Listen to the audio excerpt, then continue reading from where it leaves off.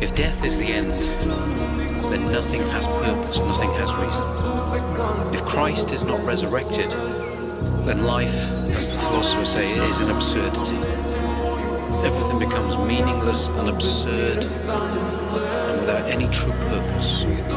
If this life is everything and we die and there is no life beyond. About 28 years ago, I served in a parish in South Yorkshire where I was serving about 3 or 4 funerals a week. And I was every week continually confronted with a fresh coffin being lowered into the soil. Families in grief, and every street around the town, a large ex-mining town. On every street there seemed to be a house where death had visited first. And at a relatively young age, because I was confronted with death so frequently, I was convinced that I understood the reality of death, that death was a reality to me. I believed that I understood the nature of life and our mortality. But in fact, I was wrong.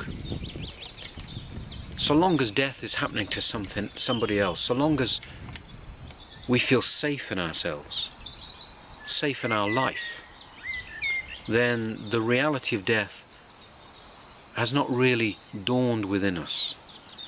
As long as we feel that we are safe, then death is distant. And though we may have thoughts, we may consciously be aware of death, the true reality of death is not something we've yet encountered. And there in my early 30s, I was mistaken.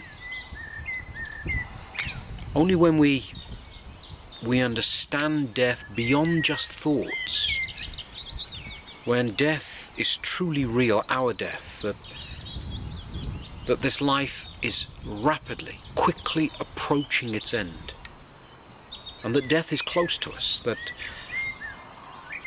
death and life is separated by a paper-thin wall that may be penetrated at any moment. Only then do we truly engage with death itself.